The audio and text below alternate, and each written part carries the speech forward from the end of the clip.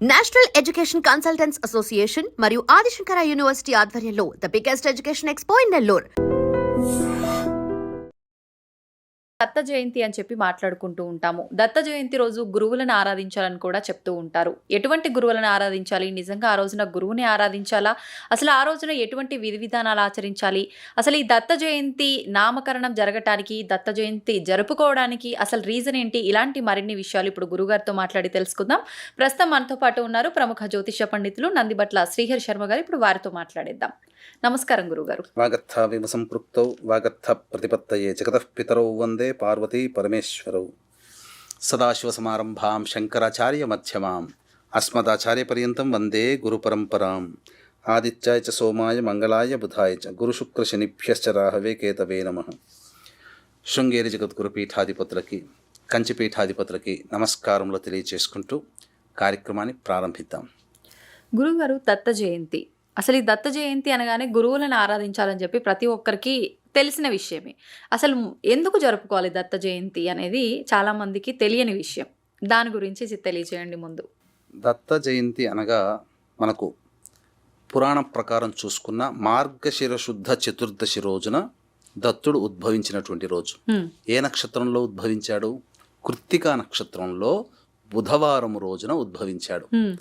కానీ గురువు కదా, కాబట్టి పౌర్ణమి రోజున, మార్గశిర శుద్ధ పౌర్ణమి రోజున ఈ యొక్క సంబంధించినటువంటి దత్తాత్రేయ జయంతి జరుపుకోవడం గురు పౌర్ణమిగా చెప్పుకుంటుంటారు. అయితే మనం గమనించుకున్నట్లయితే కార్తీక పౌర్ణమి నుంచి మార్గశిర పౌర్ణమి వరకు ఉండేటువంటి మాసము రోజులు యమదంష్ట్రలు అని అంటారు. అంటే 30 కోరలతో యముడు నోరు తెరుచుకొని కూర్చుంటాడట. అంటే ఆ సమయంలోనే మనుష్యులకి మరణాలు ఎక్కువగా ఉంటాయి. అందుకని కార్తీక పౌర్ణమి నుంచి మార్గశిర పౌర్ణమి వరకు చక్కగా దీపారాధన చేసి, మార్గశిర పౌర్ణమి రోజున మనం దీపావళి రోజున ఏ విధంగానైతే దీపదానము, కార్తీక పౌర్ణమి రోజున దీపదానము ఎలా అయితే చేస్తామో, మార్గశిర పౌర్ణమి రోజున కూడా దీపదానం చేయాలి. ఈ మార్గశిర పౌర్ణమి రోజున ఎవరైతే అగ్ని పురాణాన్ని దానం చేస్తారో అటువంటి వాళ్ళకి వాళ్ళు చేసినటువంటి అన్ని పుణ్య కార్యాల ఫలం ఏదైతే ఉంటుందో అదంతా సంపూర్ణంగా వస్తుందట. అంటే మనం మామూలుగా మన బాడీని కనుక చూసుకున్నట్లయితే ఏదైనా పదార్థం తింటే దాంట్లో 60% ప్రోటీన్ ఫుడ్ మనది వెళ్తుంది, మిగతా 40 వేస్టేజ్ రూపంలో పోతుంది. అలాగే మనం ఏ పని చేసినా అత్యంత భక్తిగా చేసే సత్యకాలం కాదు కదా, కలియుగం కదా, మన మనసు ఎక్కడో ఉంటుంది. చేసిన పూజా ఫలితం కొంత మాత్రమే. కానీ ఈ మార్గశిర పౌర్ణమి రోజున అగ్ని పురాణాన్ని గనక దానం చేస్తే మనం ఏ పూజ, ఏ వ్రతము, ఏ నోము చేశామో, ఏ దానము చేశామో సంపూర్ణ ఫలితం మనకు దక్కుతుంది. అగ్ని పురాణం పుస్తకం అండి. దానం బ్రాహ్మణులకి ఇవ్వచ్చు, దేవాలయంలో ఇవ్వచ్చు, చదువుకోగలిగే ఆసక్తి ఉన్నటువంటి వయోవృద్ధులకు ఇవ్వవచ్చు, జ్ఞానాన్ని పెంచుకోవాలనేటువంటి ఆలోచించే వాళ్ళకి కూడా ఇవ్వచ్చు. ఇప్పుడు ఏదైనా దానం ఇస్తున్నాము అనగానే తీసుకునే వాళ్ళు వీళ్ళకి ఏదో దోషం ఉంది అందుకే ఇది దానం చేస్తున్నారు, అది ఏ వస్తువు దానం ఇచ్చినా కూడా అలా ఆలోచిస్తారు. ఈ మధ్య ఒక అపప్రథ అయిందమ్మా. పూర్వకాలంలో అటువంటిది ఏమీ లేదమ్మా. ఇవి చేయడం వల్ల ఏంటంటే ఈ విన్ టు విన్ సిచ్యుయేషన్ అంటారు కదా, మీరు బాగుండాలి, నేను బాగుండాలి. దానంలో అంతరార్థం ఏంటి? పాపాలు పోగొట్టుకోవడం కోసం కాదమ్మా, పుణ్యాన్ని సంపాదించుకోవడం కోసం అనే భావన. ఇప్పుడు మనం దానం చేసాం ఒకళ్ళకి, వాళ్ళు కూడా దానం చేస్తారు కదా, మనకు కూడా దానం ఇవ్వవచ్చు, తప్పేమీ లేదు. అది పుణ్యాన్ని సంపాదించుకోవడానికే తప్ప దోషాన్ని పోగొట్టుకోవడానికి చేసేది దానము కాదు. దానం అంటే అర్థం పుణ్యం సంపాదించుకోవడం, అంతవరకే అని గ్రహించాలి వీక్షించేటువంటి ఐడ్రీమ్ ప్రేక్షకులు. ఇక దత్త జయంతి రోజున దత్త ఉత్పత్తి తెలుసుకోవడం చాలా ప్రాముఖ్యత. అయితే ఒకనాడు నారదుడు విష్ణువుని బాగా స్తుతించి విష్ణు యొక్క అనుగ్రహాన్ని పొందుతాడు. పొందిన తర్వాత ఏం వరం కావాలి కోరుకో నారద అంటే, నీ యొక్క ఏకైక సత్వరూపాన్ని నేను చూడాలనుకుంటున్నాను అని చెప్పగా, సరే భూలోకానికి పయనమవుతానని చెప్పి విష్ణుమూర్తి దగ్గర వెళ్తాడు, ఆ అనుజ్ఞ తీసుకొని వెళ్తాడు. ఆ కోరిక అలాగే ఉండిపోతుంది. ఎక్కడికి వస్తాడు నారద మహానువారు అంటే అత్రి మహాముని ఆశ్రమానికి వస్తాడు. ఆ సమయంలో వారు ఉండరు, కానీ వారి భార్య అయినటువంటి అనసూయాదేవి మహాపతివ్రత. ఆమె చక్కగా నారదుడిని ఆహ్వానించి చక్కగా అతిథి మర్యాదలు చేసింది. ఎంతో సంతోషించినటువంటి నారదుడు వైకుంఠానికి వెళతాడు. లక్ష్మీ గారు ఉండగానే చెప్తారనమాట, ఈ విధంగా భూలోకానికి వెళ్ళాను, ఆమె మహాపతివ్రత అని ఆమెను వేణోలో కొడుగుతాడు. అంటే సహజంగా స్త్రీలకి తన ముందు ఇంకొక సాటి స్త్రీని పొగిడితే అసూయ తొందరగా వస్తుంది కదా.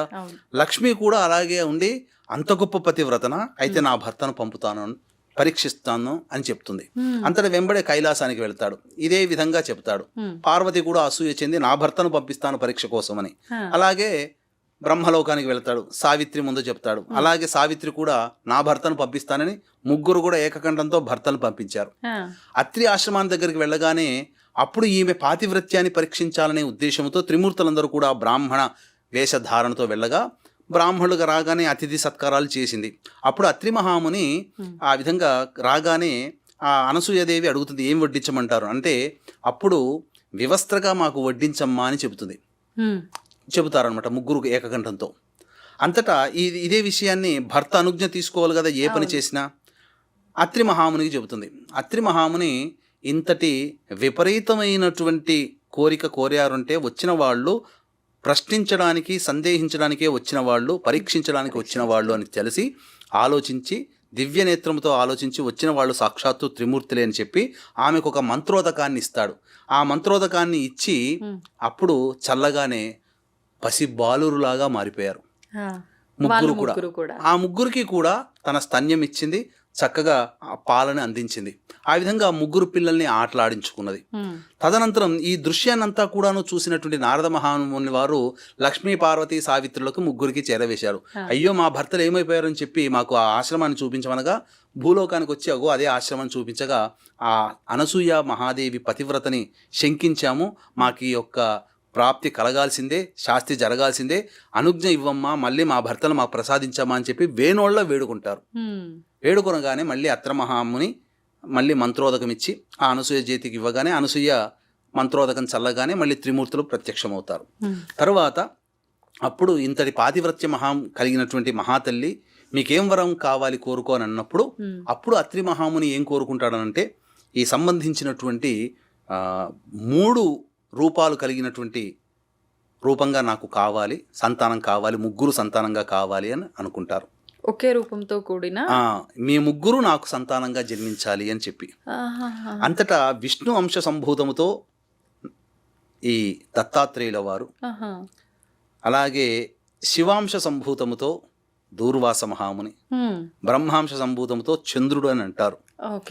ఈ విధంగా చక్కగా త్రిమూర్తులు వారి యొక్క అంశాలతో ఈ ముగ్గురిని ఆ త్రిమూర్తుల అంశతో వారు అత్రి మహాముని అనసూయ దంపతులకి జన్మించడం జరిగింది. ఈ యొక్క దత్తాత్రేయుని యొక్క జన్మ వృత్తాంతం అమ్మ కృత్తికా నక్షత్రం బుధవారం రోజున మార్గశిర శుద్ధ చతుర్దశి రోజున జన్మించారు. కృత్తికా నక్షత్రం అంటే భయపడతారు, అగ్ని నక్షత్రం అని.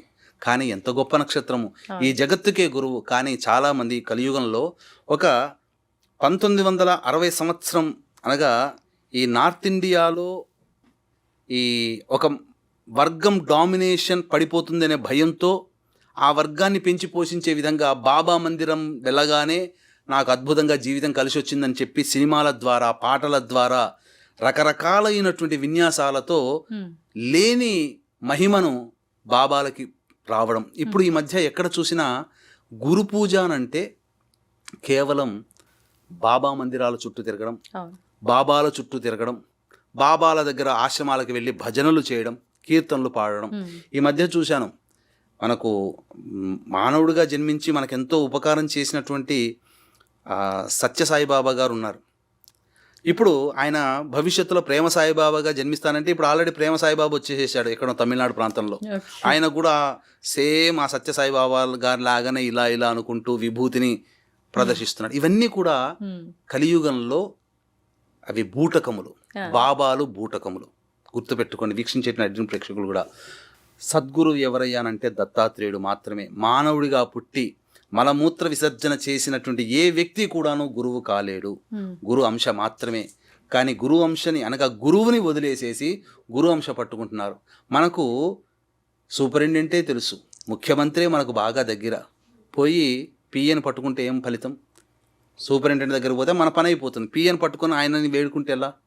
కాబట్టి దత్తాత్రేయుడు మనకుండగా ఇతర బాబాలు, కాబట్టి మానవుడిగా జన్మించినటువంటి మనుష్యులుగా బాబాలుగా మారిన వాళ్ళని కంటే దత్తాత్రేయుని ఆరాధన చేయండి. ఆ రోజున చాలా విశేషం అమ్మా.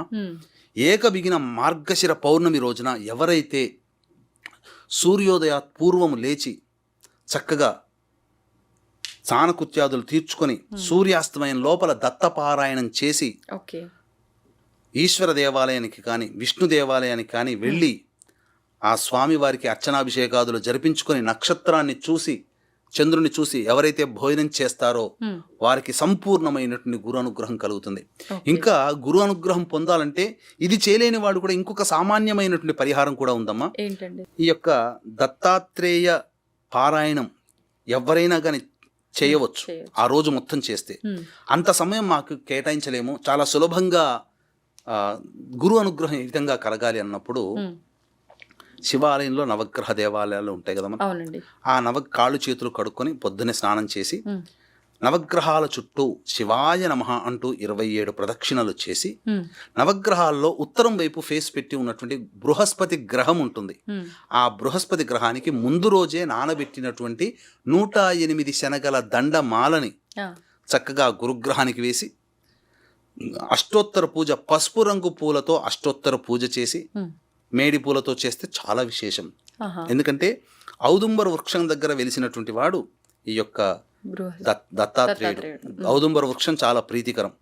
మేడి పూలు దొరకకపోతే చామంతి పూలు, పసుపు రంగు పూలతోనైనా కానీ చేయొచ్చు.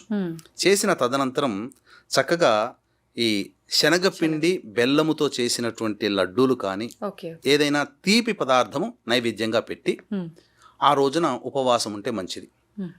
ఈ విధంగా చేసినట్లయితే గురు అనుగ్రహం కలుగుతుందమ్మా. దత్తాత్రేయుని తప్ప ఇతర ఏ బాబాలని పూజించినా ఫలితము నిష్ఫలమే, అందులో సందేహం లేదు. అందుకనే కలియుగంలో అసలు గురుతత్వం పోతుంది.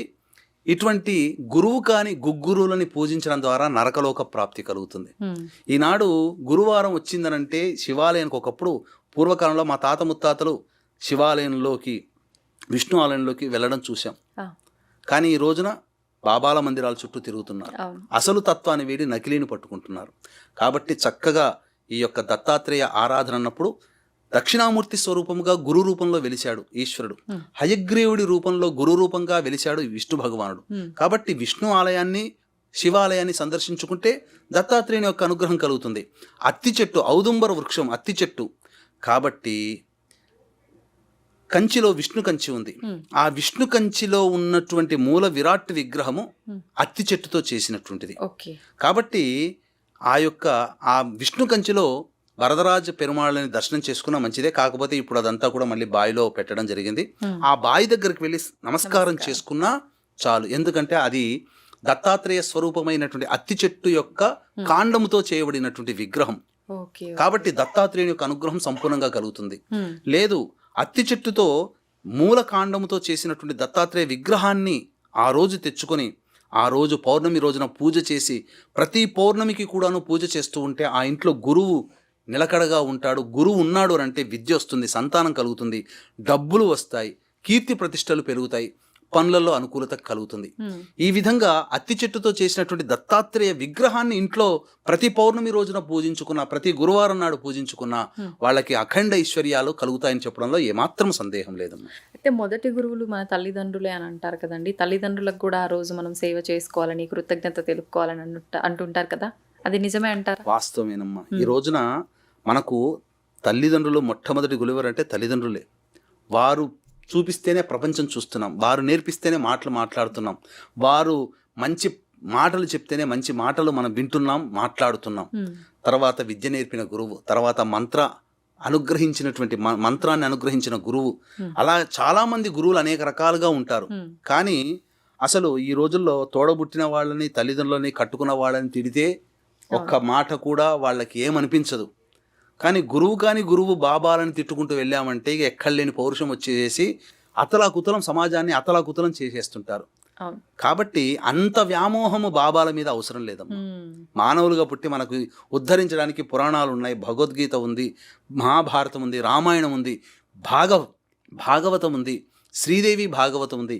ఇన్ని వదిలిపెట్టి బాబాల మందిరాల చుట్టూ, బాబాల ఆశ్రమాల చుట్టూ హారతులు అంటూ లేకపోతే భజనలు అంటూ చేసుకుంటే పుణ్యం రాదమ్మా, పాపమే వస్తుంది. ఈ ఇప్పుడు రాబోయే డిసెంబర్ 4వ 4వ తారీఖున తారీఖు. దత్త జయంతి ఉందండి. అవును.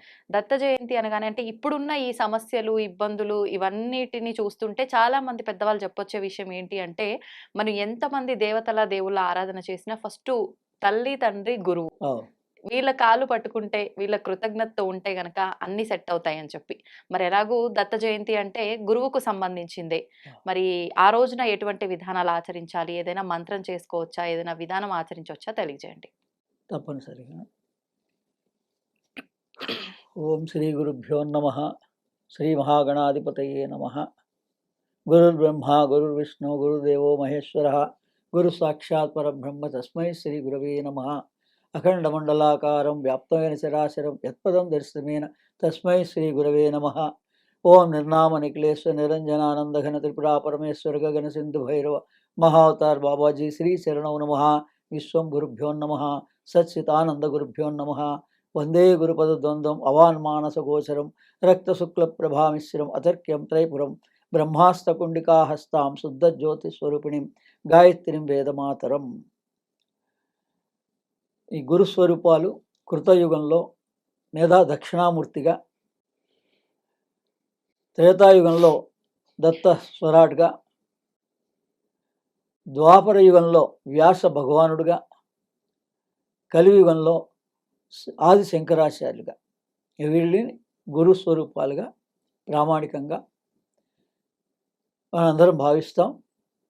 అందులో మామూలుగా గురు పూర్ణిమ కన్నా కూడా చాలా విశేషమైంది గురు సాంప్రదాయంలో దత్త పూర్ణిమ.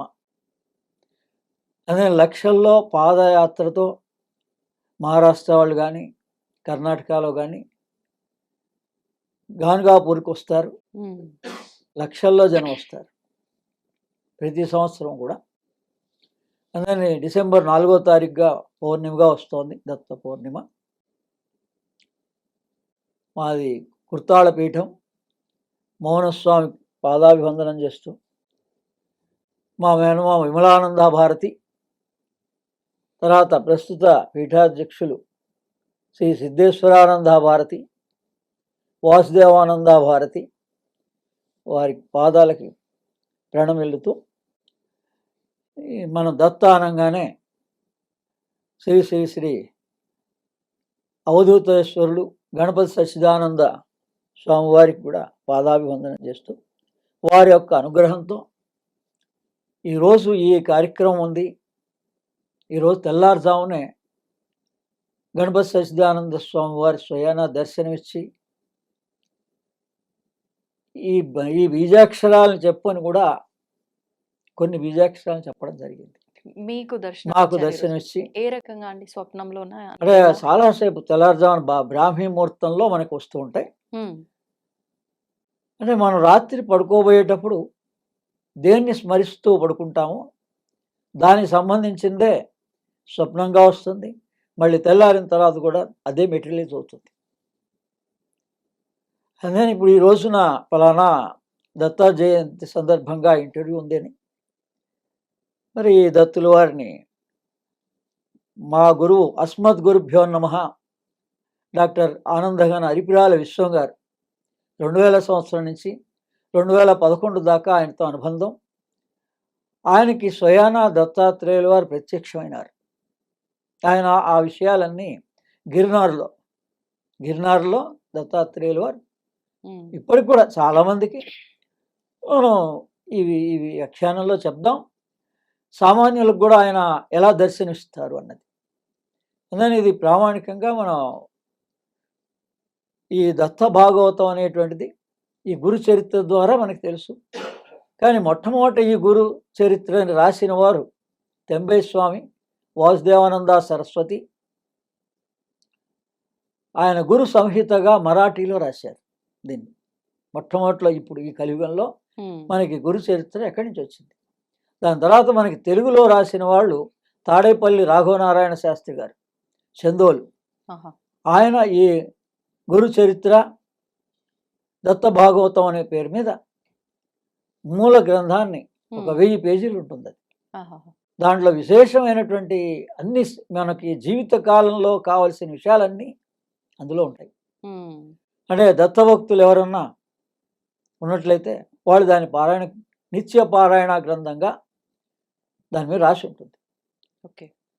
గురు చరిత్ర ఈ విధంగా ఆయా చరిత్రలు మరి వాటిట్లో ఆ గురు చరిత్రలో 3వ అంకంలో 5వ అధ్యాయంలో 14వ శ్లోకంగా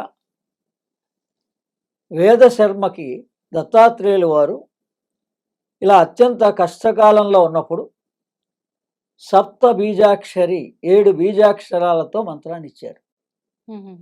అక్కడ ఏం రాసి ఉంటుంది? సప్త బీజాక్షరి అనే ఉంటుంది, బీజాలు ఉండవు ఆ గ్రంథంలో. మూల గ్రంథంలో కూడా బీజాక్షరి అని ఎందుకన్నారు?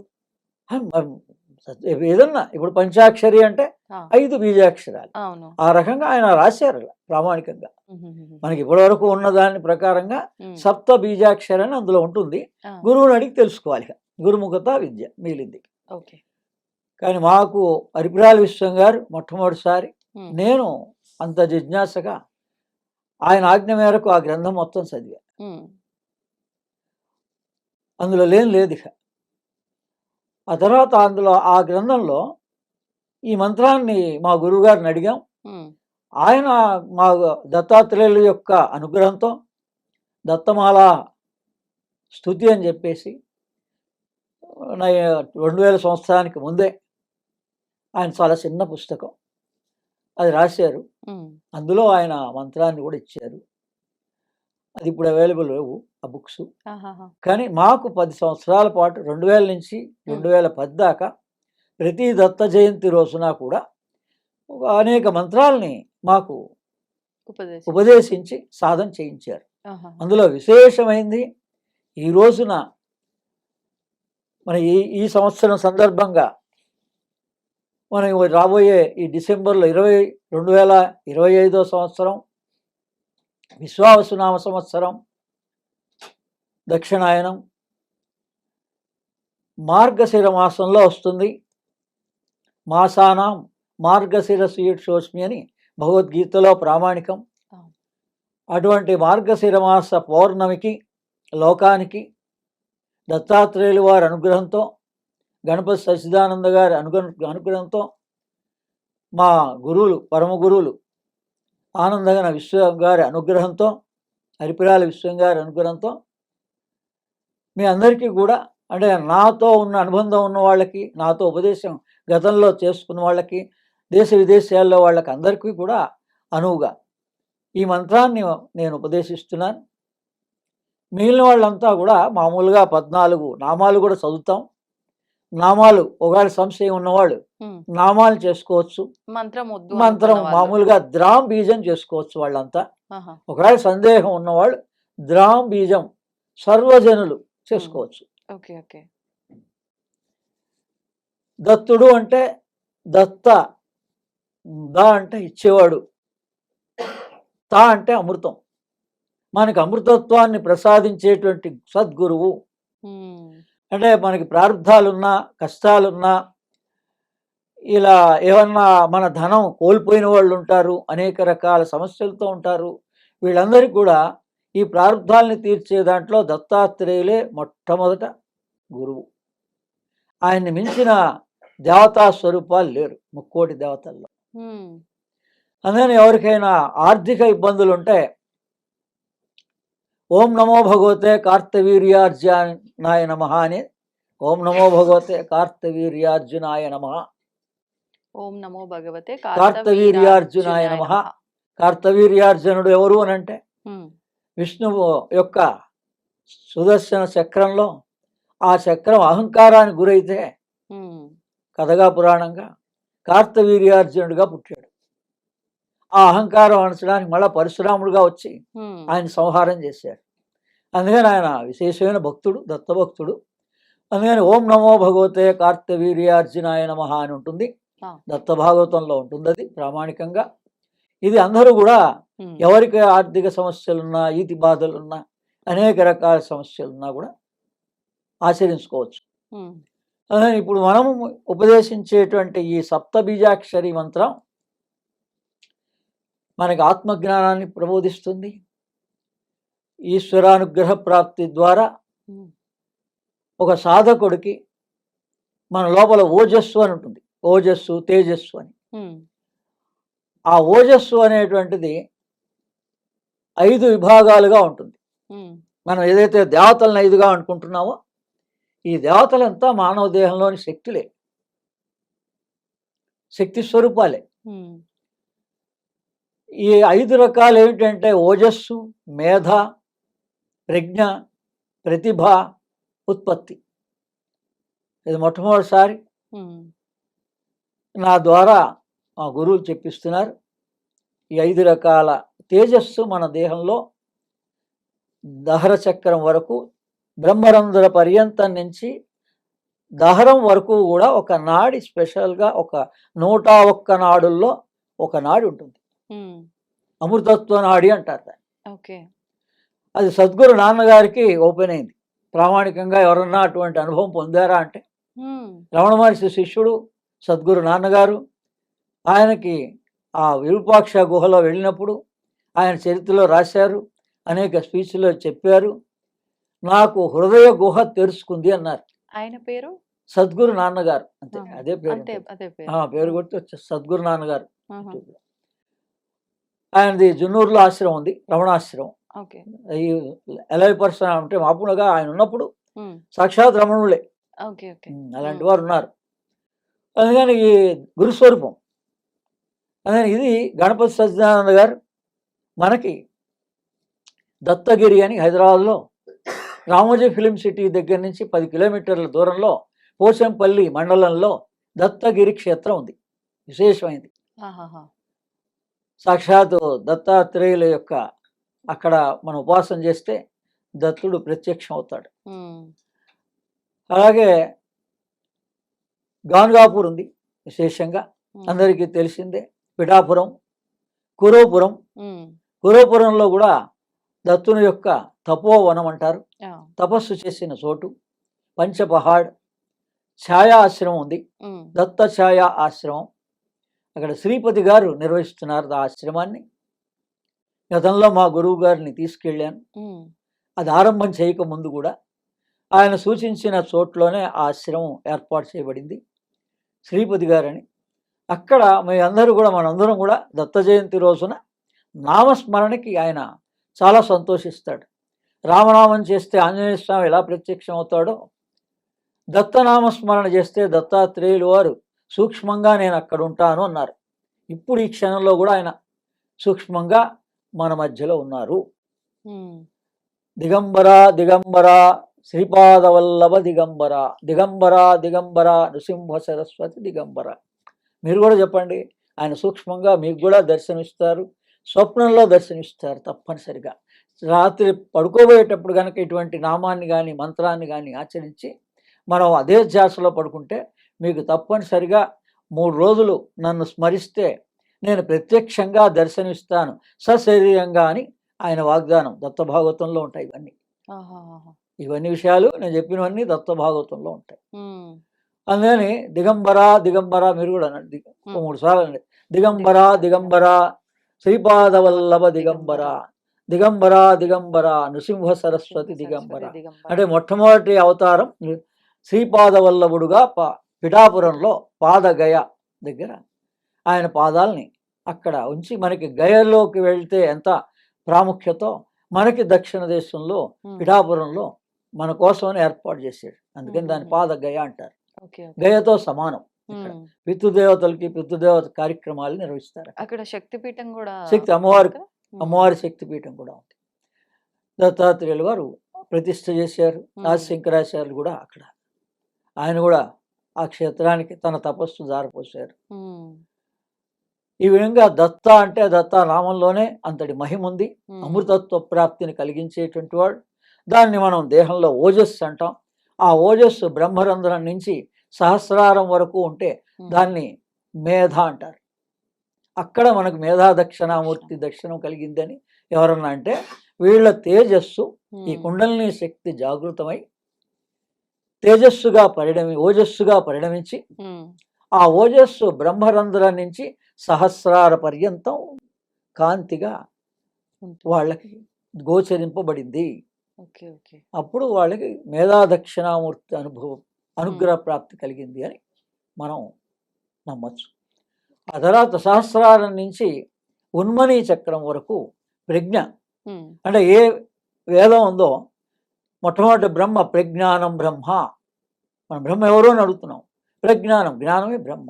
కానీ ఏ జ్ఞానం? హ్మ్. మనమున్న చదువు కాదు కదా, ధన సంపాదన కోసం ఉన్న దీన్ని జ్ఞానం అనుకుంటున్నాం. హ్మ్. కానీ కాదు, దాన్ని ప్రజ్ఞానం అంటారు. అందుకని ప్రజ్ఞానం బ్రహ్మ అంటే వేదం యొక్క ఒక సారాంశం ప్రజ్ఞానం బ్రహ్మ. హుహు. అయమాత్మ బ్రహ్మ, ఓకే. తత్వమసి సారాంశం, వేద సారాంశం. హుహుహు. అందుకని ప్రజ్ఞానం బ్రహ్మ అని, ప్రజ్ఞ అనేటువంటిది మన దేహంలో సహస్రారం నుంచి ఉన్మని దాకా ఉంటుంది. బ్రహ్మరంధ్రం నుంచి సహస్రారం దాకా ఉండేటువంటి ఆ చైతన్యాన్ని మేధ అంటారు. ఓకే. మేధ తర్వాత ప్రజ్ఞ, ప్రజ్ఞ తర్వాత ప్రతిభ. ఉన్మని నుంచి ఆజ్ఞాచక్రం వరకు మన గనక ఒక చైతన్యం మన లోపల ప్రసరించబడి ఉంటే ఆ యోగ ధ్యానం వల్ల దాన్ని ప్రతిభ అంటారు. హ్మ్. దాని తర్వాత 5 మేధ, ప్రజ్ఞ, ప్రతిభ, ఉత్పత్తి. ఈ ఆజ్ఞ నుంచి దహరా చక్రం వరకు మీకు ఏదైనా అనుభవం కలిగింది, దాన్ని మీరు మళ్ళా 10 మంది కోసం ఎక్స్ప్రెస్ చేయాలి కదా, అవును. ఒక వాక్కు రూపేణా కానీ ఏ రూపేణ అన్న అవును. హావభావాలతోటి. దాన్ని ప్రతిభ, ఇక్కడ ఉత్పత్తి అంటారు. హ్మ్. ఇక్కడ వరకైతే ప్రతిభ. ఉన్మని నుంచి ఆజ్ఞ వరకు ప్రతిభ, ఆజ్ఞ నుంచి దహరం వరకు ఉత్పత్తి. అందుకని ఏ రకంగానైనా అంటే వేరే వాళ్ళకి వీళ్ళు ఏ గురువులైనా, అందుకని వాళ్ళ ఆయా గురువుల్ని మనం ఈ ఉపదేశాలకి వాళ్ళ వాళ్ళ స్థాయిని బట్టి వాళ్ళు హ్మ్. ఉపదేశం చేస్తారు. ఓకే. ఈ లోపల ఉన్న కలిగిన చైతన్య అనుభూతితోటి ఆ శక్తితోటి వాళ్ళు ఉపదేశం చేస్తారు. హుహుహు. అందుకని ఇది సప్తాక్షర బీజామంత్రాన్ని నా ద్వారా పరమ గురువులందరూ ఇప్పుడు దత్తాత్రేయులు వారి అనుగ్రహంతో చెప్పడం జరుగుతోంది. మహోం మహోం ఓం హ్రీం ఓం, మహోం మహోం ఓం హ్రీం ఓం. 7 బీజాక్షరాలు అయినాయా లేవా? హ్మ్. ఇది అనఘా సమేత అనఘస్వామి నమః అని రహస్య నామ మంత్రం ఉంది దత్తాత్రేయుల వారికి. ఆహా! అనఘా సమేత అనఘస్వామి నమః. హ్మ్. అనఘావ్రతం అని బహుళాష్టమి రోజు చేస్తారు. అవును. అందుకని దత్త సాంప్రదాయంలో గణపతి సచ్చిదానంద గారు విశేషంగా అందరి చేత చేయిస్తూనే ఉన్నారు. హ్మ్. హ్మ్. అందరికీ తెలుసు. అవును. ఏంటి ఆ రహస్యం అంటే, ఈ అనఘుడు ఎవరు, అనఘ ఎవరు? విష్ణు స్వరూపమే దత్తాత్రేయుల వారే అనఘుడు, లక్ష్మీ స్వరూపమే అనఘ. ఆహాహా! ఓకే. అందులో ఈ మహోం మహోం, ఈ మహోం మహోం మొదటి 4 బీజాక్షరాలు అనఘ. హ్మ్. ఓం హ్రీం ఓం అనఘుడు అంటే అమ్మవారు, గాయత్రి స్వరూపం. హుహుహుహు. అది ఇద్దరు వాళ్ళిద్దరు కలిసే ఉంటారు. ఉన్నారు. విష్ణు లక్ష్మి విష్ణు స్వరూపాలు 2 కలిసే ఉంటాయి. బ్రహ్మ సరస్వతి అనుకోండి, హ్మ్. శివ పార్వతి అనుకోండి. ఎందుకంటే దత్తాత్రేయులు అంటే త్రిముఖ, ఒక ముఖం బ్రహ్మస్వరూపంగా. హ్మ్. ఆ బ్రహ్మస్వరూపాన్ని మనం ఆరాధించాలంటే గురు పాదాలని ఆశ్రయించాలి. రెండవది విష్ణు స్వరూపానికి విష్ణు నామ స్మరణ లేదా సత్యనారాయణ వ్రతాలు చేస్తుంటారు ఈ మాఘమాసంలో. ఈశ్వర స్వరూపానికి ప్రదోష వేళ ఈశ్వరారాధన, రుద్రాభిషేకాలు చేస్తారు. హ్మ్. ఈ రకంగా 3 రకాలుగా కూడా చేస్తే అప్పుడు పరిపూర్ణంగా మనకి దత్త అనుగ్రహ ప్రాప్తి కలుగుతుంది. ఓకే. అలాగే మనం ఎప్పుడైతే 3 స్వరూపాలు అన్నామో, మొదట్లో చెప్పిన గురు స్వరూపాల్లో మేధా దక్షిణామూర్తి, హ్మ్. వ్యాస భగవానులు, దత్తాత్రేయులు, హ్మ్. ఆది శంకరాచార్యులు, ఈ నలుగురిని గనక మనం భావిస్తే శివాయ విష్ణు రూపాయ అని ఇంకా మనకి ఏ ఇబ్బంది ఉండదు, ఏ దోషము ఉండదు, ఏ సమస్య ఉండదు. ఈ సమస్యన్నీ కూడా మన మనస్సుకి సుఖ దుఃఖాలు ఇంత చిన్న ఉన్నదాన్ని పెద్దగా చేసి మన జీవితాన్ని మొత్తాన్ని కూడా 120 సంవత్సరాలు ఆయుష్ ఉన్నటువంటి వాడిని మరి 60 ఏళ్ళు సగం వరకు అర్ధాయుష్ వరకే తీసుకొస్తున్నటువంటిది ఎవరండి అంటే కేవలం మనస్సే. మనో వికల్పాలే. అందుకని వీటన్నిటి గురించి బయట ప్రయత్నం చేయకండి, మీరు లోపల ప్రయత్నం చేయండి. అంటే ధ్యాన రూపంలోనా? ఇక మీ ఇష్టం ఎలా అన్నా లోపల లోపల అంతర్గతంగా ప్రయత్నం చేయండి. ఉమ్, ఉమ్. అంటే అంతర్గతం అంతా కూడా శ్వాసతోటే. ఓకే. మీరు ఏ నామాన్నైనా శ్వాసతో భావించండి. ఉమ్, రాత్రి పడుకోబోయేటప్పుడు భావించండి, ఉమ్. శ్వాసతో భావించండి. ఓకే. వాళ్ళు దర్శనం ఇవ్వడం మొట్టమొదట బాగా గమనించండి. సామాన్యస్తుడు కూడా దర్శనం చాలా సులభం, కానీ దర్శనాన్ని కోరటంలే, ఉమ్, బాహ్య దర్శనానికి కోసమే పరితపించి అంత శ్రమ పడుతున్నారు. అసలు భగవత్ స్వరూపం మీలోనే ఉంది. ఉమ్, అందుకని అది దర్శనం కలిగించడం అంటే మన మన కష్ట సుఖాలతో కానీ మన ఉపాసనతో కానీ దేనితో సంబంధం లేకుండా మనం అడిగితే ఈ రకంగా ఒక్కరోజు నామస్మరణ చేసిన 3 రోజులు నామస్మరణ చేసిన ఈ రకంగా. అందుకని ఛాయా ఆశ్రమం ఉంది పంచపహాడ్ నారాయణపేట జిల్లాలో. ఉమ్. అది ఇంతకుముందు మహబూబ్నగర్ జిల్లా, ఉమ్మడి మహబూబ్నగర్ జిల్లా. ఓకే. ఓకే. అందుకని అటువంటి ఆశ్రమాలు ఉన్నాయి, దత్తాశ్రమాలు ఉన్నాయి, వాటిని ఉపయోగించుకోవచ్చు. ఈ రకంగా పౌర్ణమిని విశేషంగా ఉపయోగించుకొని మన ప్రార్థనలు మన కష్టాలు ఏ ఉన్నా కూడా వాటన్నిటినీ సత్వరమే పరిష్కరించుకోవచ్చు దత్తులను ఆశ్రయించి. ద్రాం బీజం అందరూ ఆచరించవచ్చు. నామాలు దత్త నామాలు ఉన్నాయి, అవి ఆ నామాలని మనం ప్రామాణికంగా ఉన్న నామాల్ని ఉచ్చరిద్దాం. సామాన్యులందరూ కూడా ఈ నామాల్ని పార్వతీదేవి పరమేశ్వరుడు ఉపదేశించినటువంటి చతుర్దశ నామావళిది ప్రామాణికంగా దత్త భాగవతంలో ఉంది. పార్వతికి పరమేశ్వరుడు ఉపదేశించిన చతుర్దశ దత్తనామావళి భక్తులు ప్రతిరోజు ప్రాతకాలంలో కీర్తింపదగినవి. ఓం వరదాయ నమః, ఓం కార్తవీర్యాదిరాజరాజ్యప్రదాయ నమః, ఓం అనఘాయ నమః, ఓం విశ్వశ్లాఘ్యాయ నమః, ఓం అమితాచారాయ నమః, ఓం దత్తాత్రేయాయ నమః, ఓం మునీశ్వరాయ నమః, ఓం పరాశక్తి పదాశ్లిష్టాయ నమః, ఓం యోగానందాయ నమః, ఓం సదోన్మదాయ నమః, ఓం సమస్తవైరితోజోహర్తే నమః, ఓం పరమామృత సాగరాయ నమః, ఓం అనసూయాగర్భరత్నాయ నమః, ఓం భోగమోక్ష సుఖప్రదాయ నమః. ఈ విధంగా 14 నామాలు కూడా దత్తాత్రేయునికి సంబంధించినవి. ఇవి విశేషంగా మన కష్టాల నుంచి గట్టెక్కిస్తాయి, మన అవసరాల నుంచి గట్టెక్కిస్తాయి.